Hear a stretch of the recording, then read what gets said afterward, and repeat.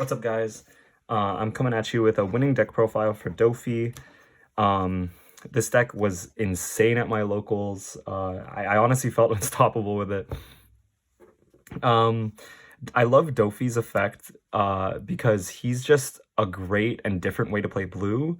Blue is kind of like the control-y color and type, but with this deck you really can just like go aggressive, and I think that's just the way to play it, to be honest, because of Doffy's leader effect.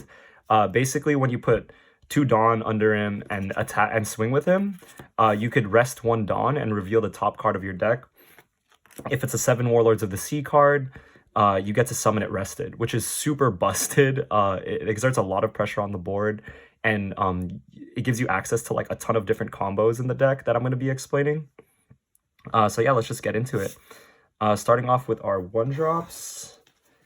These are like must-haves in the deck, especially Perona. So we got 4 Perona and 3 Law. I only run 3 Law because he's just like a chump blocker that you play. He's really only good like kind of in the early game. He could save you like later on in the game, and he makes like some block situations really tricky, but he's gonna be less useful, especially like around the mid game when they already have like an Okiku or a Robin on board. He's just gonna get blown up. So I usually hold him in my hand, if anything, sometimes, unless I know I'm gonna be playing something off of Doffy's effect that I wanna protect. But mainly, like, he probably won't hit the board unless I know they're not gonna play like something like Okiku or Robin. I play 4 Perona. This is the most important card in the deck, honestly.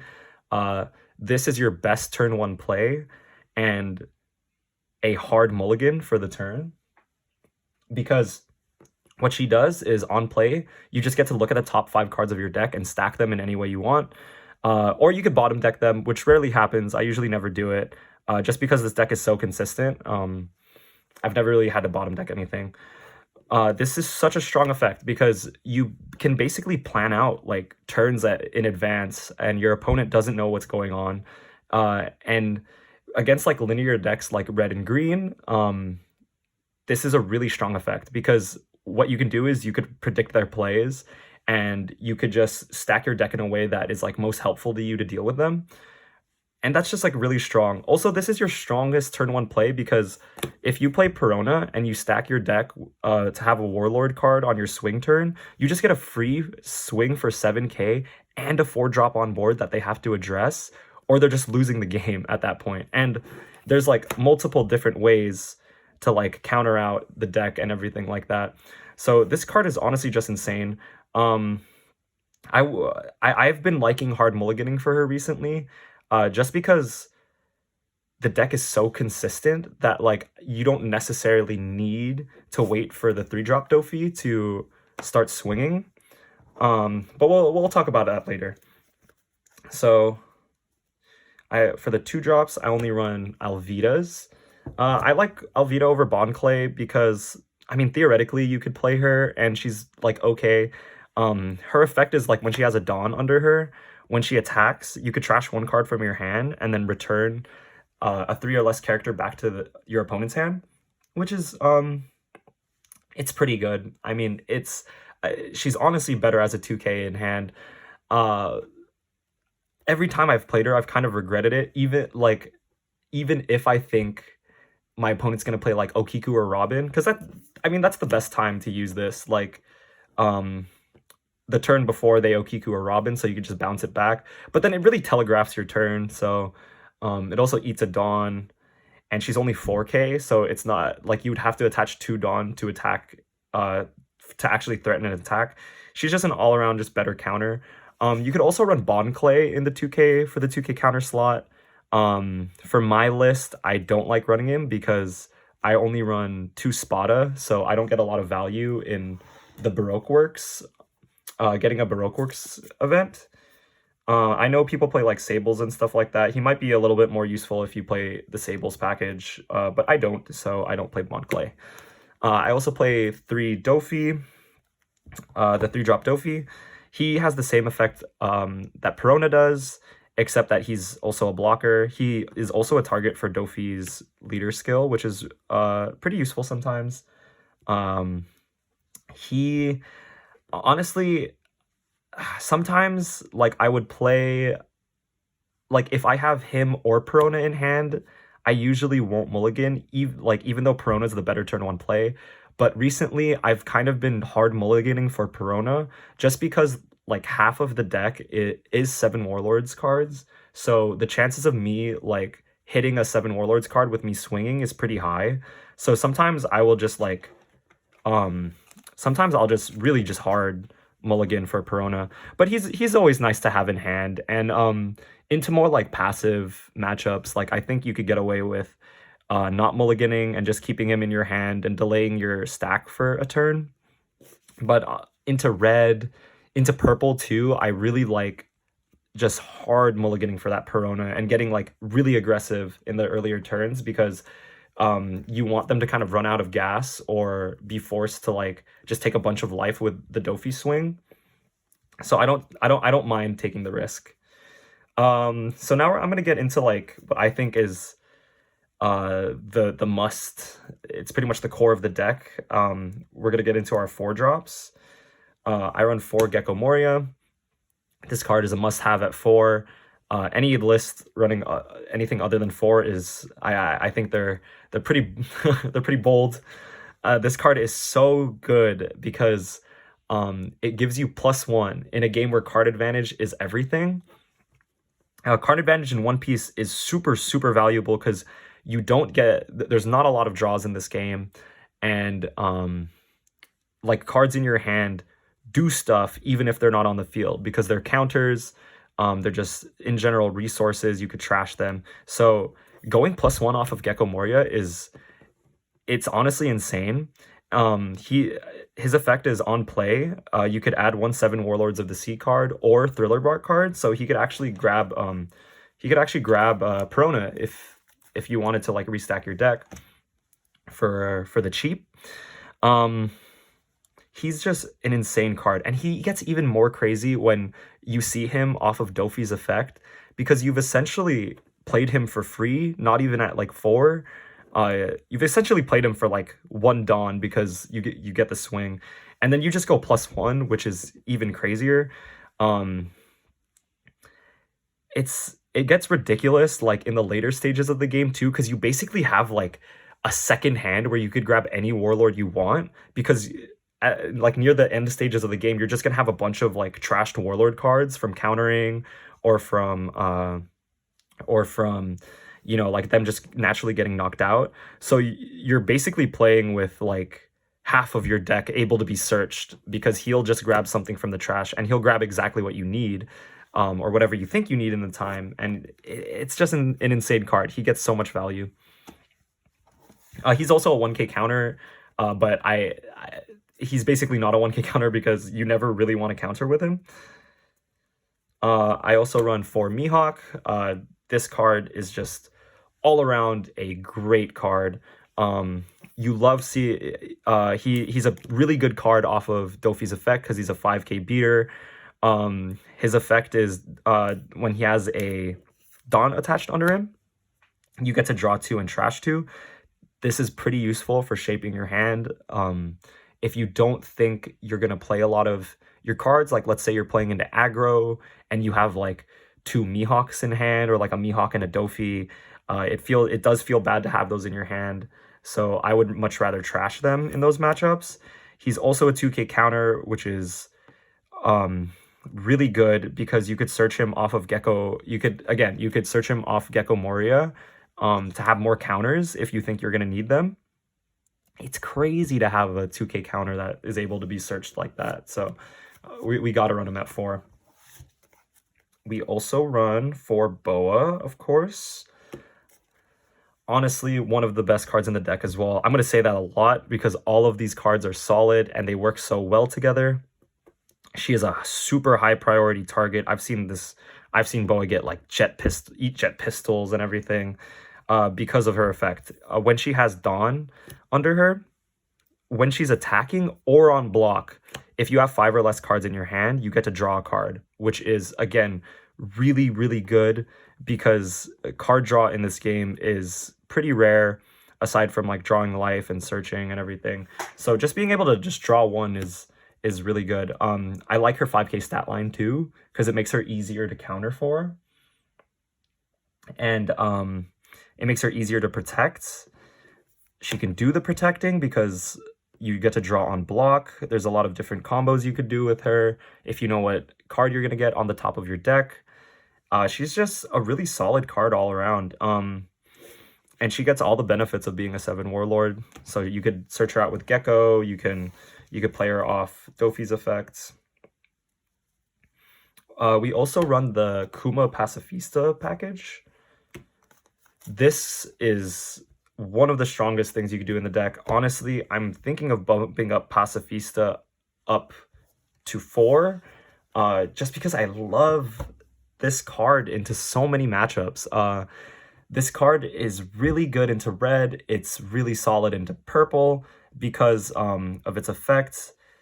Kuma says Kuma's a warlord, so you could summon him off Doffy, and his effect is on KO. You play 1 Pacifista from hand. So what happens is, like most of the time with red, they want to clear this Kuma and they'll attribute resources to it. And then they kill this Kuma because it comes out rested with Doffy's effect. They kill this Kuma and then it just gets replaced with a 6k Pacifista, which is absolutely insane. It swings so much tempo into your favor because it's so hard. It's very difficult for red to get up to 6k to attack over this, so it's really easy to counter. They have to go at least up to 8k for this not to be a threat, because you run so many 2k counters. This usually stays on the board for 3 or 4 turns after I get this Kuma effect off. It's one of the most high roll things that you could do into red. This card also helps your purple matchup, which is a little bit on the tougher side. Purple could definitely start controlling the board a lot earlier than you can. But I think the way to play it is just you play super aggressive and swing face all the time. You just force them to 10k Kaido with this on the board. Because when they 10k Kaido with Akuma on the board, it's going to summon a Pacifista, and then it swings back to you, and you have 2 attackers. So if they're at like a low HP count, that's a really threatening board. This deck runs so many blockers too. I think we're running like something like 15 blockers. Yeah. So even after the 10k Kaido, as long as you have this Pacifista, you could just like set up and turtle up with a fuck ton of blockers and just absolutely control the board after the 10k Kaido, so it doesn't even feel that bad.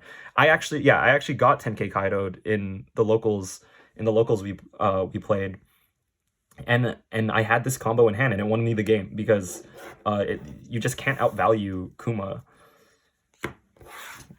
He's great. I also run to Teach, to Jinbe. These are for the bounces and just in general removal. I don't like running them. I like running them at this ratio. I think like having 4 bouncers in general is probably the best. I run them at 2-2 because you use them for different targets.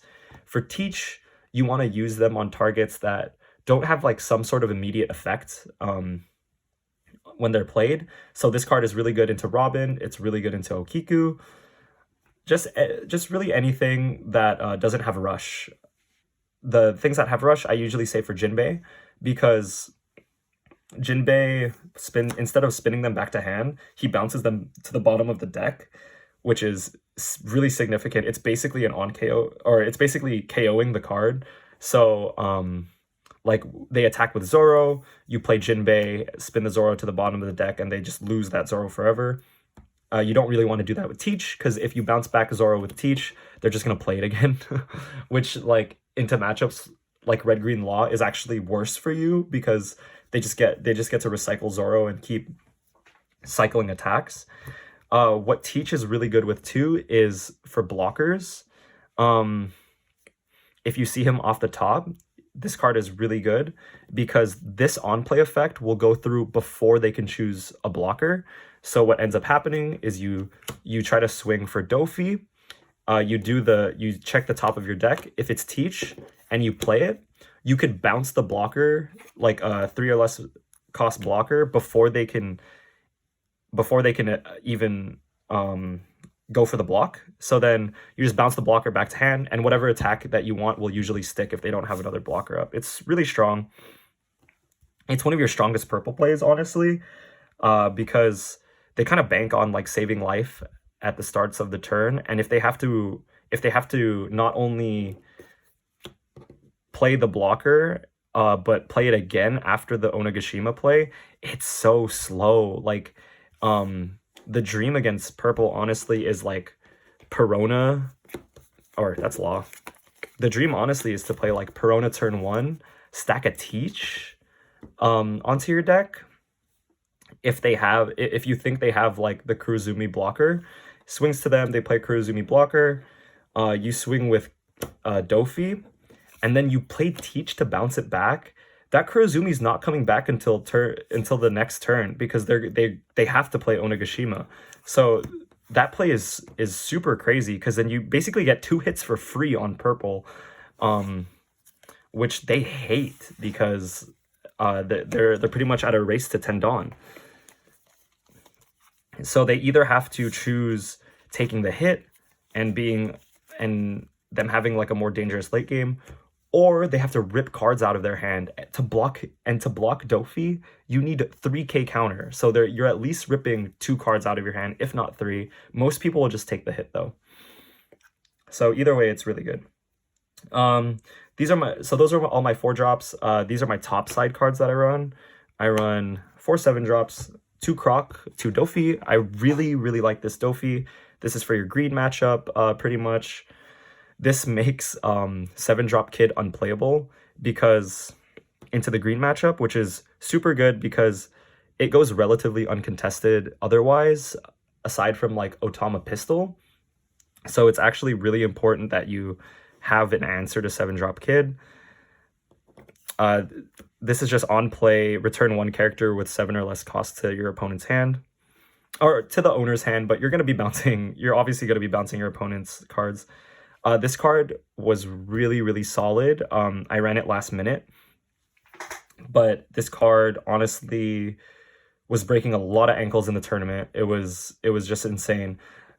Croc's main effect is he has Banish. So if this card hits you for life, he's hitting you and he's trashing the card instead of drawing it. And that's super important in like the middle to later stages of the game, because those cards getting accumulated into their hand you don't want, because you want your attacks to stick. The other effect that he has is when he has a Dawn under him, you could play blue events for a discounted cost.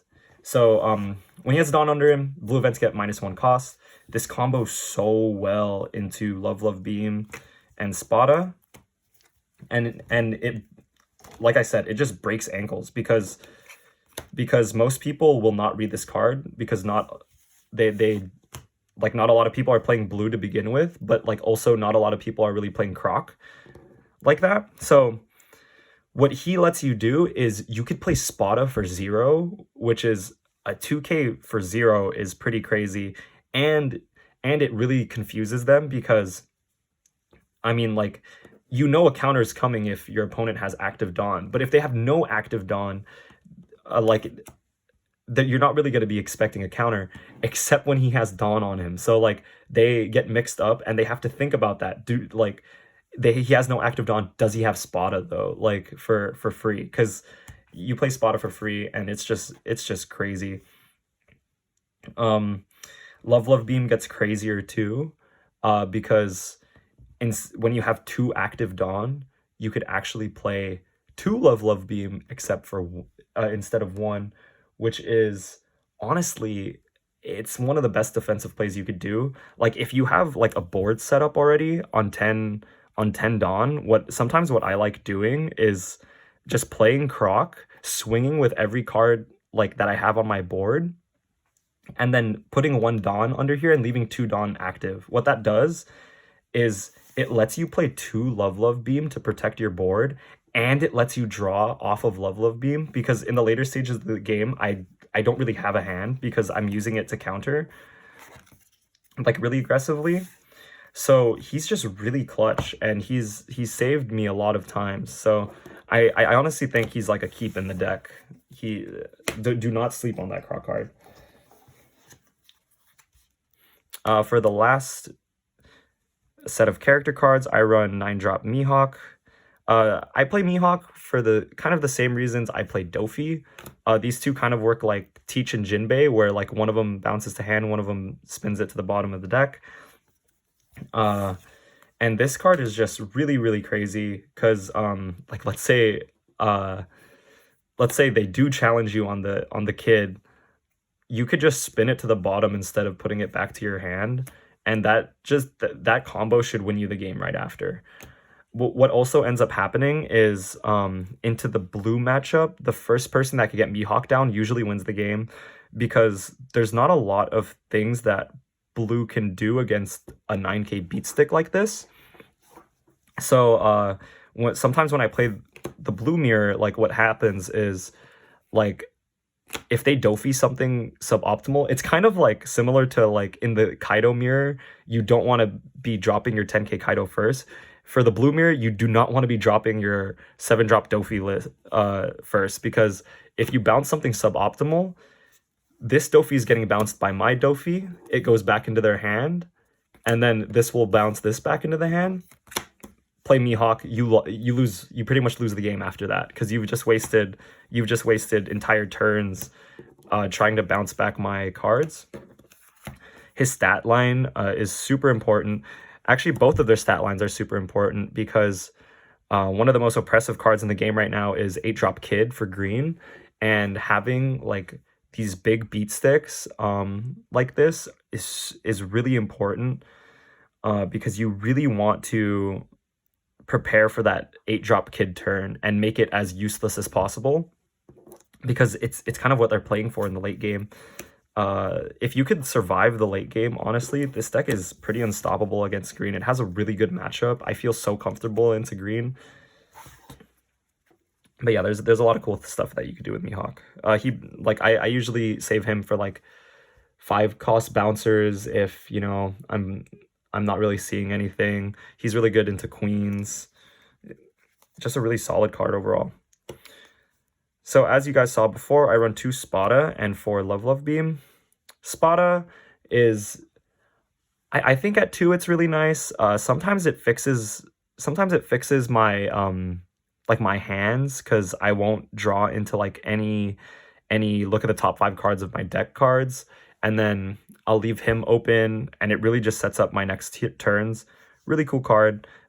If you manage to get its trigger off, it's draw 2, trash 1, which is really solid. You just go +1.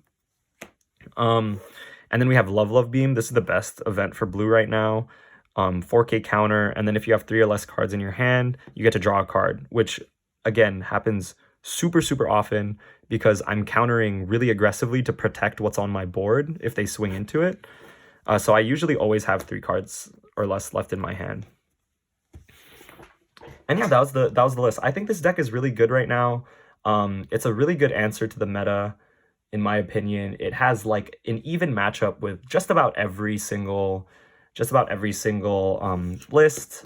And sometimes like this could even go like more aggressive than red decks can, because of how much pressure you're exerting onto their life and onto the board at the same time.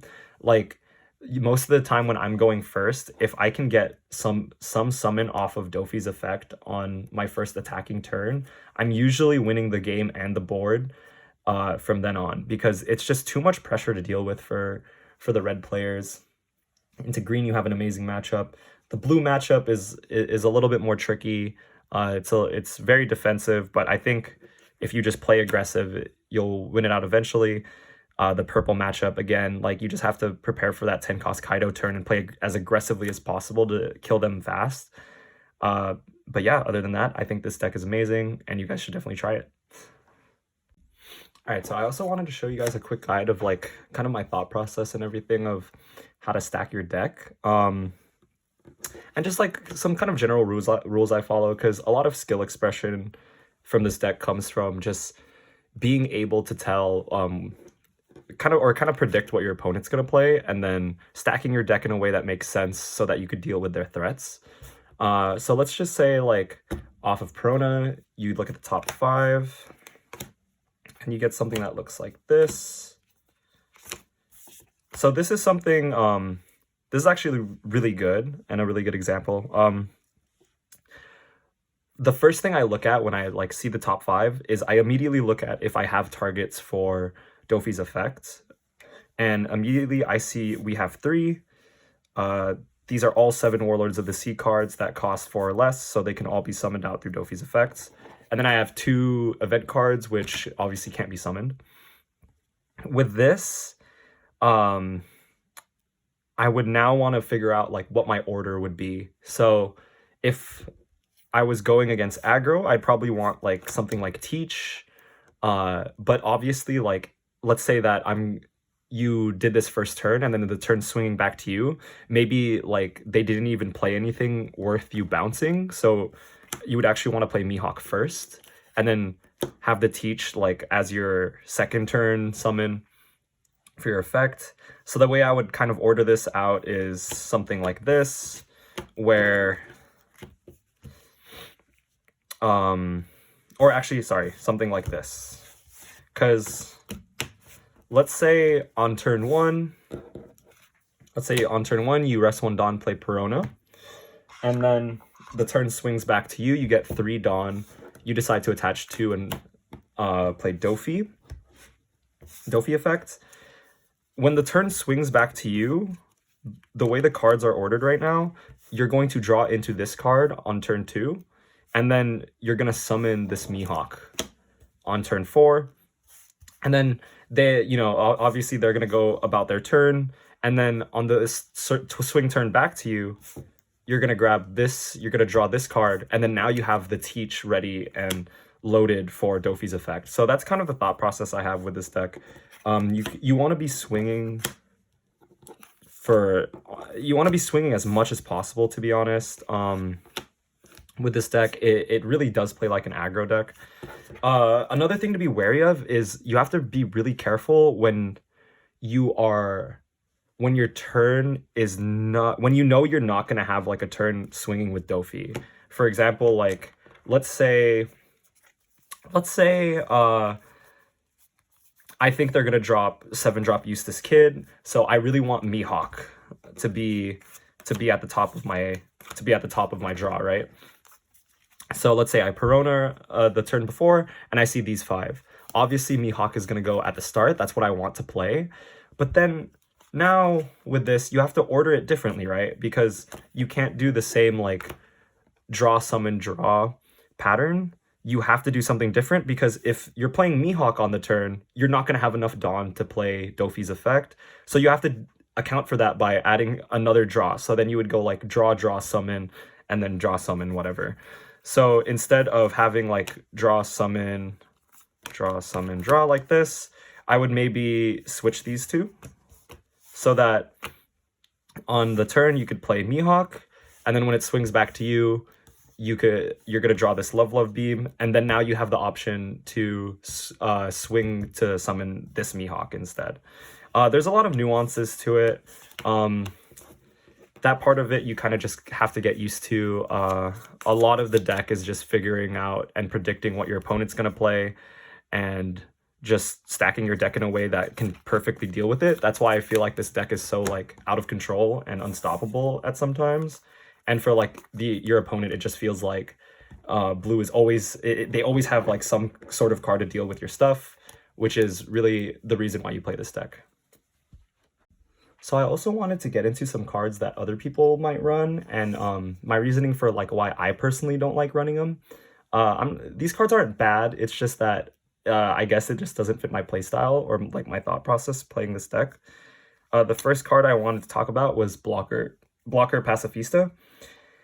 This card, like, I feel like it's way too passive for me. I love playing this deck with, like, aggression and just, like, oppressive board state. So having, like, a 5k blocker, I mean, it's nice. It kind of, like, for the defense, but I honestly think this deck has enough defense with the 2k counters and the events that you could play, and how much, like, recursion you get with Gecko Moria, that honestly, your opponent should be on the back foot most of the time. So running a Pacifista off of Kuma kind of is like it feels like minus tempo to me. I know it's not because you're basically replacing Kuma with itself, but you could be getting value off of the KO instead. So, and I really like the 6k stat line for the vanilla Pacifista because it just forces so much, it just forces more resources out of your opponent. It's not difficult to deal with a 5k blocker. And for me, this card is just way too passive to run. That's why I don't. Speaking about Pacifistas, I also don't run Sentomaru.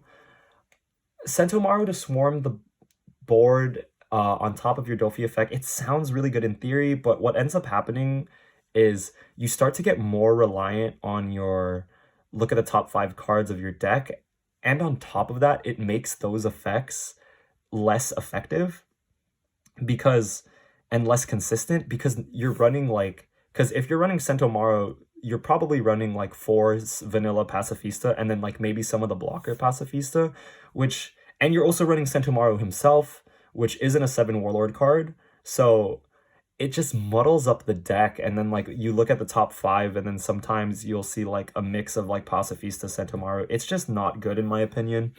The other problem with this is that it could make your turns really awkward because I'd much rather know what I'm drawing into for like 2 or 3 turns in a row than having to shuffle my deck, because that's something that people don't really think about either, is your look at the top 5 card effects get less effective sometimes because you want to play Sentomaru and you want to summon a Pacifista, but if you summon a Pacifista from deck, that means you're shuffling your deck, so you actually don't know what's on the top anymore.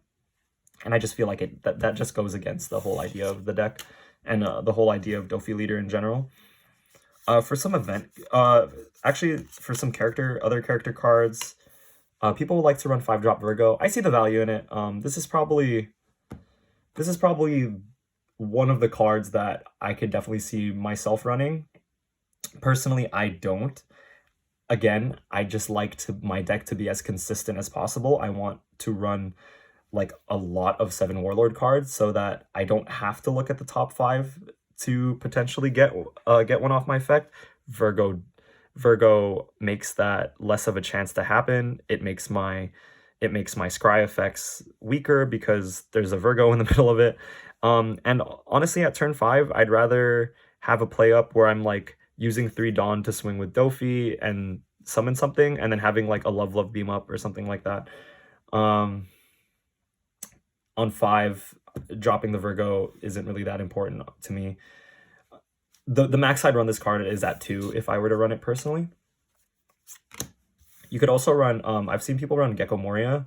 This card is really funny. I actually really enjoy this card, and I played around with it when I first had the deck. It was a more defensive version, but the reason why I stopped running this card is just because his effect isn't that good in the way I play the deck. Because I'm countering really aggressively to keep the board state, I don't usually have 5 cards or more in my hand. So and if I do have 5 cards or more in my hand, I'm usually getting like whopped. Like it's usually because I'm taking life and just eating damage. So he usually never has double attack. That's really the main reason why I don't play him. But if you like to play more defensive, I could definitely see you playing it. For event cards, you could run Overheat. I don't mind Overheat. I was playing around with 1, but honestly, I just think running too many events, I don't like doing it. And the only event that I would really enjoy like having 2 active Dawn with is Love Beam. So because Overheat's second effect is that you could return a 3 cost back to the owner's hand, so you could bounce back your Doffy, bounce back your Perona, and to get another stack. Or if they're playing like aggro, you could bounce your opponent's cards. I personally don't really value that. It also has the trigger, which can bounce back a 4 or less. That could be pretty significant, but again, if you're running it at like a lower count, you're usually not going to get this trigger off anyway, so it doesn't really matter. And the last card that I kind of wanted to talk about was Sables. I think this card is pretty slow, so I don't run it. With Croc up, it definitely gets better to play, but it's just, I really, really want to, like, I already run 4 of the 7-drop bouncers, so, and I'm stacking my deck. I'm pretty much in control of what I draw almost all of the time playing this deck, so having Sables in it just kind of muddies up the deck, and it's a little too slow for me. There are a lot of targets that I want to hit, but most of them are in green, which you already have a really good matchup against anyway. Like Kaido stuff, like bouncing Queen feels good with this for sure. But other than like Queen, Basil, 7-drop Kid, I don't feel good about bouncing anything else. So that's why I don't play more, or I don't play any Sables. But yeah, those are the cards that like you could kind of play around with. Oh, I don't have it, but 7-drop Law is also pretty funny. It's the tournament pack where if they have 6 or more cards in their hand, they just draw life. I think that's hilarious. I think you could definitely run that card at 1, just because I mean, because I play this deck so aggressively and I'm swinging for life all the time. I definitely want them to die faster. So that's a card that I would consider running. But yeah, that was my list, guys. I hope you guys enjoyed. Feel free to ask me any questions in the comments. I love playing this deck. And yeah, like and subscribe. Thank you, guys.